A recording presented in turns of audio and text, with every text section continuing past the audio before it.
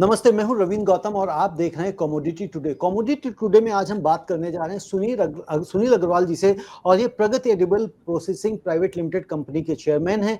इनसे हम समझेंगे कि आखिर वेस्ट बंगाल का राइस एक्सपोर्ट्स में क्या कंट्रीब्यूशन है, किस तरह से समस्याओं का सामना राइस एक्सपोर्टर्स को वेस्ट बंगाल में करना पड़ता है, क्या सहूलियतें उनको सरकार से चाहिए कि जिससे राइस एक्सपोर्टर्स का जो व्यापार करने का तरीका है, व्यापार है, वो सुगम हो सके और नंबर्स और आंकड़े और बढ़कर आगे आए। सुनील जी, आपका बहुत बहुत स्वागत है। नमस्कार रविंद्र जी, धन्यवाद आपको। जी, तो सुनील जी, सबसे पहले तो मुझे ये बताइए कि जिस तरह से हम सब जानते हैं कि भाई वर्ल्ड में भारत लार्जेस्ट राइस एक्सपोर्टर है, तो इस लार्जेस्ट राइस एक्सपोर्टर होने में वेस्ट बंगाल किस तरह से कंट्रीब्यूट करता है? देखिए रविंद्र जी, वेस्ट बंगाल आज से नहीं, शुरू से ही भारत के लिए राइस में बहुत बड़ा कंट्रीब्यूशन दे रहा है। आप ये समझ सकते हैं नंबर 1 नंबर 2 में आज वेस्ट बंगाल पैडी प्रोडक्शन में कंट्रीब्यूट कर रहा है। एक्सपोर्ट में नंबर 2 नंबर 3 मैं कह सकता हूँ इसका योगदान रहता है। और अगर हमारी सरकार की कुछ सहयोग बना रहे तो हम लोग इसमें और ज़्यादा कंट्रीब्यूट कर सकते हैं। जी, इसमें और ज्यादा कंट्रीब्यूट कर सकते हैं। अब हम ये आपसे समझते हैं कि भाई क्या सहयोग आपको चाहिए, लेकिन जब ये लार्जेस्ट की बात हुई है तो मेरे दिमाग में एक चीज आई, वो भी मैं आपसे पूछ लेता हूं। आपको जानकारी होगी कि Indian rice exporters federation Virk कर रहा है, यानी कि भारत इंटरनेशनल राइस कॉन्फ्रेंस 2025, जो कि अक्टूबर में होने वाली है, 30-31 अक्टूबर को। तो ये जो तैयारियां की जा रही है कि भाई ये वर्ल्ड की सबसे लार्जेस्ट राइस कॉन्फ्रेंस होगी, तो इसको आप किस तरह से देखते हैं? क्या ये किस तरह से माइलस्टोन साबित हो सकता है राइस एक्सपोर्टर्स के लिए, बल्कि राइस इंडस्ट्री के लिए?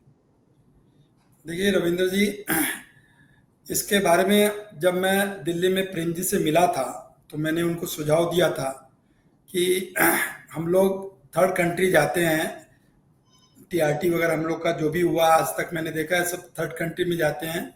और being a largest exporter India should lead. हम दूसरों की धरती पे जाते हैं, वहाँ हम बाहरों से मिलते हैं, क्यों नहीं बाहर हमारे यहाँ आए। और इसमें ज़्यादा से ज़्यादा लोगों का पार्टिसिपेशन रहना चाहिए। और ये कदम मेरे हिसाब से आईआरएफ की तरफ से बहुत ही पॉजिटिव स्टेप है। तो ये मैं धन्यवाद देना चाहूँगा प्रेम जी को, और ये हमारे लिए माइलस्टोन साबित होगा। हम लोग ज़्यादा से ज़्यादा लोग पार्टिसिपेट कर पाएंगे। हमारे छोटे बड़े सभी भाई लोग, छोटे बड़े सभी एक्सपोर्टर इस इवेंट में हम लोग पार्टिसिपेट कर पाएंगे। जी, बिल्कुल आप सही कह रहे हैं, क्योंकि लगभग 1000 बायर्स जो हैं अलग अलग 80 कंट्री से लगभग आ रहे हैं, और 2500 एक्सपोर्टर्स और सारे लोग होंगे, तो तकरीबन 3500-4000 हजार लोग इस इवेंट में होंगे। तो जाहिर सी बात है कि इतनी बड़ी इवेंट आज तक पूरे धरती पे राइस इंडस्ट्री के लिए कभी भी नहीं हुई है। तो जाहिर सी बात है सभी लोगों को ये विन विन सिचुएशन होगी, चाहे वो डोमेस्टिक हो चाहे वो इंटरनेशनल ट्रेडर्स हो, सबको इससे फायदा होने वाला है। अब सुनील जी, जिस तरह से आपने कहा कि अगर सरकार सहयोग करे तो व्यापार को, एक्सपोर्ट को और बढ़ाया जा सकता है, तो किस तरह की सहयोग की आपको उम्मीद है सरकार से, पहली बात? और दूसरी बात मैं ये समझना चाहता हूँ, किन किन समस्याओं से दो चार होना पड़ता है राइस एक्सपोर्टर्स को वेस्ट बंगाल में? देखिए, हमारे यहाँ जो सबसे प्राइमरीली जो हम लोगों को इम्पैक्ट कर रहा है वो हमारा लॉजिस्टिक। आज कई जगह हम लोग कोलकाता वाले या वेस्ट बंगाल वाले हम लोग कॉम्पीट ही नहीं कर पाते हैं अदर स्टेट से। इसका सबसे बड़ा रीज़न है हमारा लॉजिस्टिक। लॉजिस्टिक में एक तो हम लोग का रिवर पोर्ट है। रिवर पोर्ट के अलावा हमारे पास साल के 4 से 5 महीने लो ड्राफ्ट की वजह से बड़े वेसल्स नहीं आ पाते हैं, और जो वेसल्स रहते हैं उसका लोडेबिलिटी, जो टनेज होता है वो कम हो जाता है। अगर किसी वेसल की लोडेबिलिटी 1000 कंटेनर्स की है तो वो घट करके 500-600 कंटेनर्स हो जाता है। तो जिसके वजह से कॉस्टिंग बढ़ जाती है। टाइम पे हमारे लिए बड़ा चैलेंजेस हो जाता है। मतलब टाइम पे हम लोगों को कंटेनर्स नहीं मिल पाते हैं, और टाइम पे हम लोग कंटेनर्स भी नहीं मिल पाते हैं, वेसल्स भी काफ़ी डिलेड हो जाते हैं, ओवर माने इनका ओवरलैपिंग रहती है। और एक सबसे बड़ी बात जो आज मैंने बातचीत करके समझी कि हमारे कलकत्ता पोर्ट में सैंड हेड से कलकत्ता खिदिरपुर पोर्ट, इसमें हम लोगों को करीब 6 दिन का समय लगता है। जो okay. Vessel Calcutta port in करने होते हैं, वो इन करके लोड करने के बाद जब वापस सैंड हेड में जाते हैं, इसमें 6 दिन लगता है। ये सैंड हेड क्या है ये मैं आपको बताता हूँ। सैंड हेड वो जगह है जहाँ पर हमारे लोडेड जो वेसल आते हैं, उस पर हमारा एक दूसरा पायलट चढ़ता है। उसके बाद ये इसको पर्टिकुलर पायलट ही इसको ड्राइव कर सकते हैं। ओके। ये वहां से खिदिरपुर पोर्ट लाने में, और इस 6 दिन का जो टाइम होता है, इसकी वजह से वेसल की ट्रांजिट टाइम काफी बढ़ जाता है। तो इसको हम लोगों को, ये बहुत बड़ा चैलेंज है हमारे लिए। तो सुनील जी, ये जो आपने चैलेंज बताया, जैसे आपने लो ड्राफ्ट यानी कि जो पानी की गहराई है वो कम हो जाती है, जैसा मैं समझ रहा हूं, तो इसमें सरकार किस तरह से सहयोग कर सकती है? सरकार इसमें क्या करेगी कि भाई वो गहराई बढ़ा दे? देखिए, हमारे पास 2-3 ऑप्शंस हैं। एक तो इसकी प्रॉपर ड्रेजिंग। ये हमारा पोर्ट बहुत पुराना पोर्ट है, तो ओके। इस पोर्ट में समय समय पे ड्रेजिंग करना। ड्रेजिंग करने से क्या, इसकी थोड़ी गहराई बढ़ती है। दूसरा है कि इसका अल्टरनेट खोजना। अल्टरनेट हमारे पास बगल में हल्दिया पोर्ट है, तो हल्दिया पोर्ट उसकी लोडेबिलिटी ज़्यादा रहती है। उसमें अगर हम लोग इसकी ये समझ के चलें कि अगर इसका ट्रैफिक अगर स्मूथ हो जाए, रोड अगर स्मूथ हो जाए, तो हमारा ये कैपेसिटी बढ़ सकता है।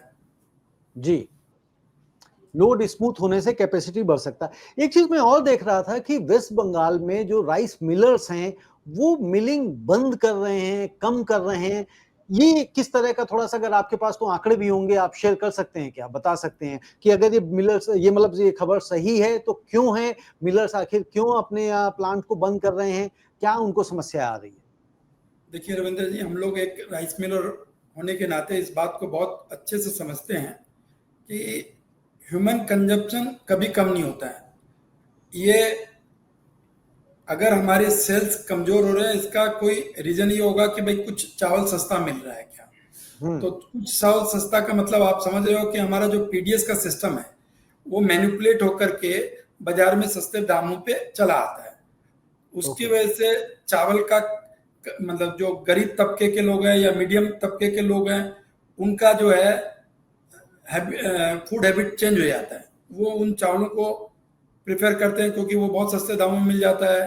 वो चोरी का माल होता है, तो इसकी वजह से हमारे चावल की सेल पे बहुत बड़ा इम्पैक्ट आता है। तो ये एक हमारा जो सिस्टम है, पीडीएस सिस्टम, जो कि मतलब इसको बोला जाए कि अगर ठीक से ऑर्गेनाइज किया जाए, जो सही लोग हैं जिनको जरूरत है उनके पास पहुंचे, न कि रिसाइकिल होकर के बाजार में आए, जिससे यानी कि सारे रीपैकेजिंग राइस होके मिलर्स को बाजार इम्पैक्ट में आ होगी। रहा है। ओके। तो यानी कि जो ये पीडीएस का चावल है, जो जिनके लिए बना हुआ है, वहां तक ना पहुंच के, गरीबों तक ना पहुंच के, मार्केट में खुले बाजार में बेचा जा रहा है और इसकी रीपैकेजिंग करके मार्केट में लाया जा रहा है। तो अब यहाँ पे सुनील जी, एक और सवाल है, क्योंकि आजकल एक ये भी बड़ा है कि भाई जो वाइजैक एयरपोर्ट और काकीनाडा एयरपोर्ट है, वहां पे बैरिकेडिंग हो रही है और वहां की सरकार का मानना है कि भाई जो पीडीएस का चावल है वो एक्सपोर्ट के लिए जा रहा है, जिससे जो ईमानदार एक्सपोर्टर्स हैं वो परेशान हो रहे हैं, उनको तकलीफ हो रही है, उनको समस्याएं उठानी पड़ रही हैं, उनको कॉस्ट में समस्या आ रही है, क्योंकि अगर एक ट्रक एक दिन की जगह 3-3 4-4 दिन वहां पे रुक रहा है, तो इन सब चीजें से आप समझते हैं कि समस्याएं बढ़ जाती हैं। तो क्या इसको हम उससे जोड़ के देख सकते हैं, जो पीडीएस राइस जिसकी आप बात कर रहे हैं? देखिए, ये तो ट्रू है, पूरा सच है, और सभी जानते हैं इस बात को कि एक्सपोर्ट में, पर्टिकुलरली वाइट राइस में मैं बोलूँगा, ऐसे तो पारगोल्ड भी जाता है, बट वाइट राइस तो मेजरली एक्सपोर्ट ही हो रहा है। और जो गवर्नमेंट किसानों को या यहाँ के नागरिकों को जो सब्सिडी दे रही है इन टर्म्स ऑफ खाद में, चावल में, वो अल्टीमेटली हम लोग एक्सपोर्ट कर रहे हैं सब्सिडी को। हम्म। तो तो ये सुनील सुनील जी, अब इसमें ये बताइए कि भी अगर आप एक्सपोर्ट कर रहे हैं, जो लोग भी कर रहे हैं, ठीक है ना, तो इसमें जो ईमानदार एक्सपोर्टर है वो तो फंस जाता है, उसको तो समस्याएं खड़ी हो जाती हैं। और दूसरी बात है कि अगर सरकार ये समझती है कि पीडीएस का जो राइस है वो ओपन मार्केट में आ रहा है, तो उसको कंट्रोल करने के लिए जो सोर्सेज हैं, जो ओरिजिन है, उन पे वो क्यों नहीं लगाम लगाती है? उसको कहाँ समस्या आ रही है? देखिए, हमारा सिस्टम ऐसा ही बना हुआ है। इसको अगर बेटर करना है तो मेरे हिसाब से चावल न बांट करके कैश के रूप में अगर किसानों को दिया जाए, इनको गरीबों को दिया जाए, तो जी इससे हमारे किसान भाई भी लाभान्वित होंगे। क्योंकि एक तरफ आप एमएसपी दे रहे हो, दूसरी तरफ आप सब्सिडी वाले चावल दे रहे हो, तो अब चावल के प्राइस तो उनको रियलाइजेशन मिल ही नहीं रहा है। और किसान भाई लोग को आप एक तरफ गरीबों को फायदा करवा रहे हो, तो दूसरी तरफ किसान भाई नुकसान कर रहे हैं। तो यानी कि डायरेक्ट बेनिफिट ट्रांसफर की आप बात कर रहे हैं, उनके खाते में सीधे पैसे भेज दिए जाएं। यस, जी, मतलब जिस तरह से किसानों को सम्मान निधि दी जाती है, उसी तरह से जो भी एलिजिबल लोग हैं उनको इस तरह का डिस्ट्रीब्यूशन से बचा के सीधे उनके खाते में पैसे दे दिए जाएं और वो ओपन मार्केट से अपना अनाज खरीद लें। इससे दोनों दोनों वर्ग फायदा होगा, किसान वर्ग और गरीब वर्ग दोनों का फायदा होगा। बिल्कुल, और साथ के साथ जो व्यापारी वर्ग है उसको भी फायदा होगा, क्योंकि जो ईमानदार व्यापारी है वो इस झमेले से बचा रहेगा। और सबसे बड़ी बात मैं आपको बताऊं, जो सब्सिडाइज चावल है वो हमारा एक्सपोर्ट सब्सिडाइज रेट में ही हो रहा है। तो इससे भी देश को विदेशी मुद्रा के रूप में इसमें भी फायदा मिलेगा। फायदा मिलेगा, बिल्कुल ठीक है। सुनील जी, चलते चलते मैं 3 ऐसी समस्याएं समझना चाहता हूं कि जिनको लगता है कि अगर निकट भविष्य में उनका समाधान हो जाए तो जो वेस्ट बंगाल के राइस एक्सपोर्टर्स हैं, मिलर्स हैं, उनको फायदा पहुंचेगा। सबसे पहला और जरूरी काम है कि सरकारी चावल रिसाइकिल नहीं होना चाहिए। ओके। दूसरा, ये टोटल चावल पीडीएस के थ्रू ही राइस मिलरों को मिले। ओके। और तीसरा, अगर चावल एक्सपोर्ट पर कुछ सब्सिडी दी जाए तो इसके लिए बेहतर होगा। चावल एक्सपोर्ट पे कुछ सब्सिडी दी जाए तो वो बेहतर होगा। तो ये जैसे वो एक रोड टेप स्कीम चलती है, तो वो क्या सब्सिडी का पार्ट नहीं है? मैं मतलब तो थोड़ा सा इसको कम समझता हूँ इस और इंडस्ट्री बढ़ाया को। जाना चाहिए, इसको प्रमोट करने के लिए और बढ़ाया जाना चाहिए।